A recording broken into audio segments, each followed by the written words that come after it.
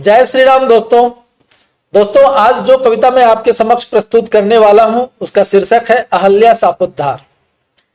दोस्तों, अहल्या और इंद्र का प्रकरण काफी चर्चित विषय है जो हमारे बुद्धिजीवियों और फेमिनिस्ट्स के जीविका का साधन भी है।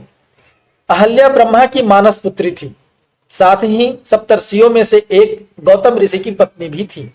तो ऐसे दिव्य ऋषि की पत्नी दिव्यतम होगी, इसमें कोई संदेह नहीं है। भारतीय समाज में दंड की व्यवस्था कुछ ऐसी थी कि जो जितने ऊंचे आसन पर अधिष्ठित है उसको उसके अपराध के बदले में उतनी ही उच्च कोटि का दंड भी मिलता था। आप दंड से मात्र इसलिए नहीं बच सकते क्योंकि आप एक सप्तऋषि की पत्नी हो या ब्रह्मा की पुत्री हो।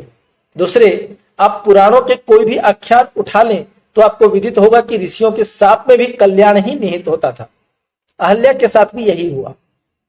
उनको श्राप तो मिला, लेकिन उसकी जो परिणति थी वह श्री राम से सायुज्य के रूप में हुआ, और इस प्रकार उन्हें एक ऐसे कलंक से मुक्ति मिली जिससे निकल पाना मनुष्य के लिए संभव नहीं होता, और साथ ही मिला अक्षय यश। दोस्तों, मैंने जो भी कविताएं मैंने आपके समक्ष प्रस्तुत की हैं वे सभी मेरी मौलिक रचनाएं हैं, और विषयों पर अच्छे से रिसर्च करने के बाद ही मैं उन्हें कविता के रूप में प्रस्तुत करता हूं। मेरे इस चैनल पर 80 से ज्यादा कविताएं हैं जो विभिन्न विषयों पर लिखी गई हैं। तो आप सबसे अनुरोध है कि कृपया मेरे चैनल को सब्सक्राइब करें, और यदि आपको लगता है कि कुछ कमी है मेरे कविताओं में तो जरूर बताने की कृपा करें। यदि आप मुझे कविता के विषय में सुझाना चाहते हैं, यानी कविता के विषय वस्तु सुझाना चाहते हैं, तो आपकी बड़ी कृपा होगी। तो अब बहुत बातें हुई, और अब हम कविता का श्री गणेश करते हैं। सब रंग ज्यों सचिपति धनुष, सागर में ज्यों सरिता सकल, अनुपम कलित लालित्य से लब लब भरा शोभा पटल। तिल भर न जिसमें हला हो वह कलित में उपमा सफल, मानस रचित अवकाश में मैं ब्रह्म की पुत्री अहल। जैसे इंद्रधनुष में समस्त रंग होते हैं, जैसे सागर में समस्त नदियां मिलती हैं, वैसे ही समस्त सुंदरताओं से, समस्त कोमलताओं के साथ जिसका सौंदर्य परिभाषित था, जिसमें तिल भर भी हला अर्थात कुरूपता नहीं थी, मैं ब्रह्मा के मानसिक संकल्प से निर्मित वही अहल्या। जिन्ह प्रभा प्रखर प्रचंड प्रजरित, सुर असुर तापस सकल, मनु तन परम उत्कर्ष जो, तप के परम उदधि अतल। करुणा करे तो ग्रीष्म वर्षा, क्रोध जिन्ह दाहक प्रबल, गौतम परम तप नेम निधि, धरे हाथ वह सायुज अनल।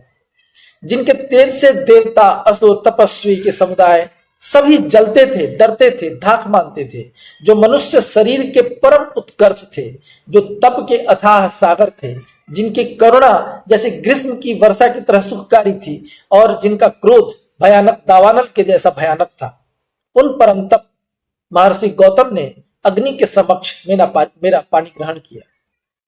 पर्वत सहे धर धीर तन ज्यों, घोर घनवारी प्रबल, मर जाद कुल नहीं तजे ज्यों, सागर सहे सरिता सकल। सब भांति चक्र कुचक्र कर, सुर पद न जाए कर फिसल, तिल भर टरे नहीं धर्म गौतम, किए छल सारे विफल। जैसे पर्वत धीरता के साथ मेघ को सहता है, जैसे सागर अपने किनारे की मर्यादा नहीं तोड़ता, वैसे ही देवताओं के लाख प्रयासों के बाद भी गौतम ऋषि अपने तप से विचलित नहीं हुए। इंद्र को भय हुआ कि कहीं मेरे हाथ से इंद्र पद न चला जाए, और वे भांति भांति के छल महर्षि गौतम के साथ करते रहे। छल तन रची तब सचिपति, धर आवरण मुनि का धवल, मुनिहीन आश्रम पग धरे, जो अमर चषक भरे गरल। जाना छदम सुर भूप वपु, निज भाग माना यह प्रबल, कर समर्पण उन्माद पर, जो मध्य पी जाए बहल। जब कुछ न हुआ तब सचिपति इंद्र ने छद्म वेश धारण किया, और वो भी गौतम ऋषि का, और गौतम ऋषि की अनुपस्थिति में वे आश्रम में प्रवेश किए। ठीक उसी तरह जैसे अमृत के पात्र में कोई विष डाल दे। मैंने जाना, यानी अहल्या, तो मैंने जाना कि ये इंद्र हैं, लेकिन मैं यह सोचकर कि इंद्र भी मुझ पर अनुरक्त हैं, मैंने अपने आप को उन्हें समर्पित कर दिया। कर सिंधु मंथन सुधाहित, ज्यों हाथ में आए गरल, जो यज्ञ भस्म समेत ते, कर भरे सब दाहक अनल, भर चषक मध्य धरे अधर, ज्यों गंगवारी हो तरल, फिसली में त्यों आकाश से, अब लंब नहीं तल या अतल। जैसे अमृत पाने की आस में सागर मंथन हुआ, लेकिन उससे पहले विष निकल आए। जैसे यज्ञ के भस्म को समेटते हुए हाथों में अग्नि आ जाए और हाथ चल जाए, जैसे गंगा जल के धोखे में कोई शराब पी ले, उसी तरह से अपनी स्वच्छंदता के कारण मैं भी जैसे आसमान से धरती पर गिर पड़ी।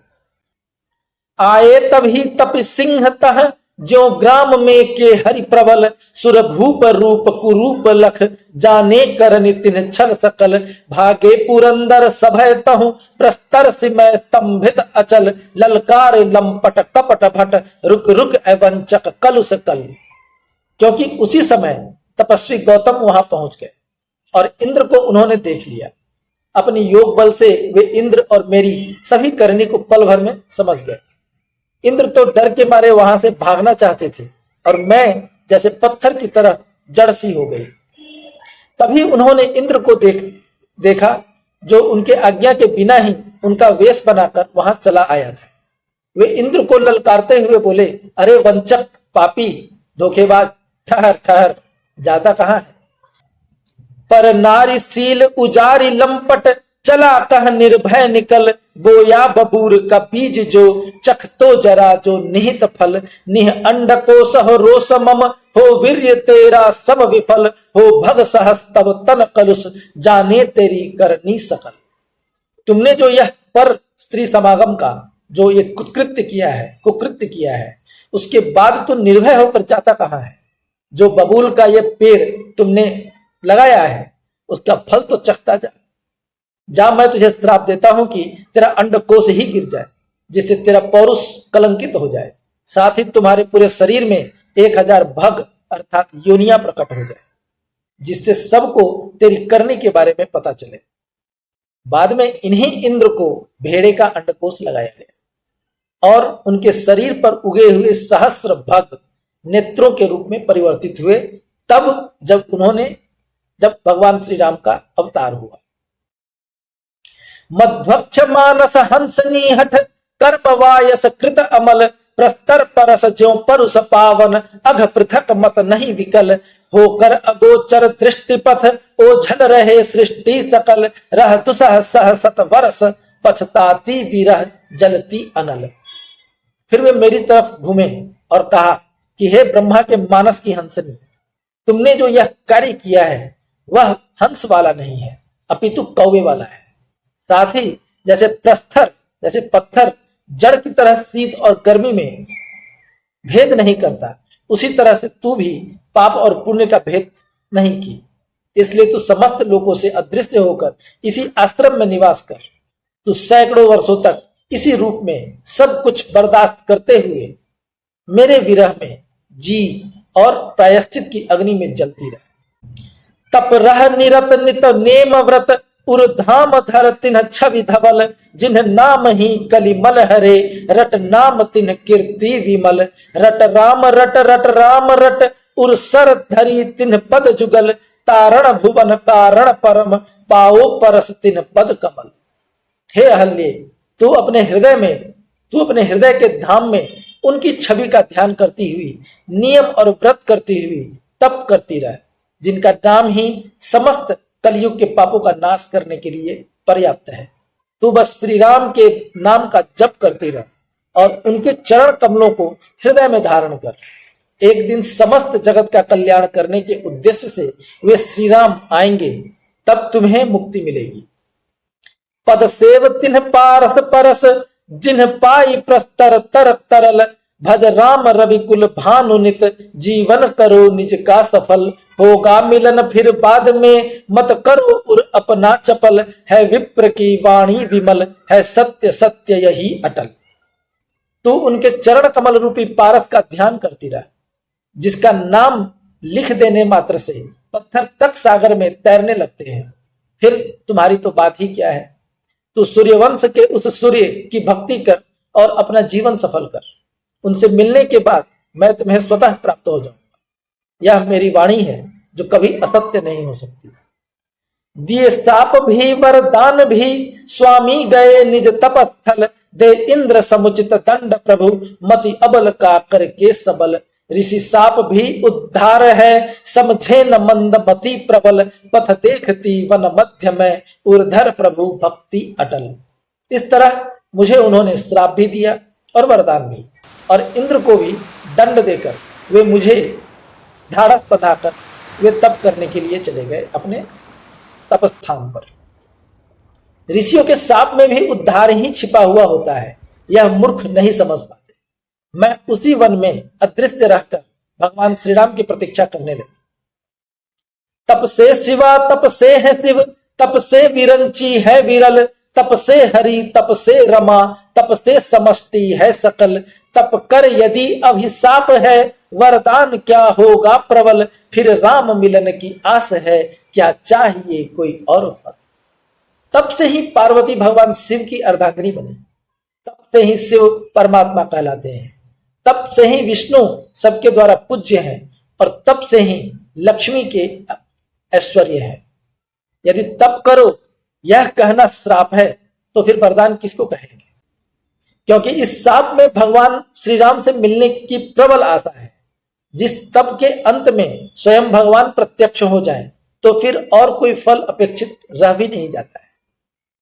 उद्गम मेरा था पूत पावन, बनी पर अघ का कवल, पाया मगर निज तत्व फिर इस साप से तप फल अचल। धारे सकल पर जा धरनी जो धर्म धारे है अबल, जाने वही इस तत्व को जिन धर्म में है मति अटल। मेरा उद्गम स्रोत पवित्र था, दिव्य था। मैं ब्रह्मा की पुत्री थी, लेकिन पाप में मेरी मानसिक प्रवृत्ति हो गई, भले ही थोड़ी देर के लिए, और मेरी दिव्यता पर प्रश्न चिन्ह लग गया। गौतम जैसे सप्तर्षि की पत्नी का यदि ऐसा अपराध हो तो उसका दंड भी तदनुरूप ही होगा, लेकिन दंड के बदले मुझे तपस्या करने का शाप मिला, जिससे मेरा उद्धार हुआ। जैसे यह धरती समस्त प्रजा का पालन करती है, वैसे ही अबला अर्थात नारी ही धर्म को मुख्य रूप से धारण करती है। अवतरी धरनि नर हरि स्वयं, धर रूप श्यामल और धवल, तारक तपी कारण भुवन, आए स्वयं कानन पटल। जुग जुग जही तप किए तापस, पाए न छवि चिन्ह मति विमल, तही परस पा में क्षुद्र सापित, करुणा तभी लभी बन कर अहल। और फिर मेरी पुकार सुनकर मनुष्य रूप में श्री हरि ने अवतार लिया, और इस वन के पथ पर वे श्री राम जो श्याम वर्ण के हैं, अपने अनुज जो गोरे वर्ण के हैं, के साथ स्वयं आए, जिनका युगों युगों तक तप करने के बाद भी तपस्वी उनकी छवि को मन में नहीं ला पाते। मैं क्षुद्र उनके सायुज्य में उनके चरण स्पर्श को पाकर सचमुच अहल्या बन गई। गौ पशु नहीं, सियत्य नहीं, जननी नहीं, नारी अबल, सतिपति नहीं, कोई क्षुद्र नर, नहीं वासना तिन्ह प्राप्ति फल। ईश्वर यदि पत्थर ही है, पूजो न फिर क्यों गिरि प्रबल, धरि राम निज उर धाम जब, निज राम पाई आत्मबल। गौ जैसे पशु नहीं है, भगवती सीता जैसे कोई आम साधारण नारी नहीं है, जैसे जननी अर्थात माँ कोई अबला नारी नहीं है, उसी तरह इंद्र भी कोई क्षुद्र मनुष्य नहीं है, और उनके सानिध्य में वासना जैसी विकृतियां नहीं हो सकती। यदि किसी को यह लगे कि ईश्वर पत्थर में है तो कोई पहाड़ की पूजा क्यों न करेगा। इसी तरह किसी क्षुद्र देवता की पूजा न करके श्री राम को भजने के बाद ही मेरा भी उद्धार हुआ। दोस्तों, मेरी कविता यहीं पर समाप्त होती है। पुनः प्रस्तुत होऊंगा अपनी अगली कविता के साथ। तब तक के लिए विदा दीजिए। जय श्री राम। हर हर हर महादेव।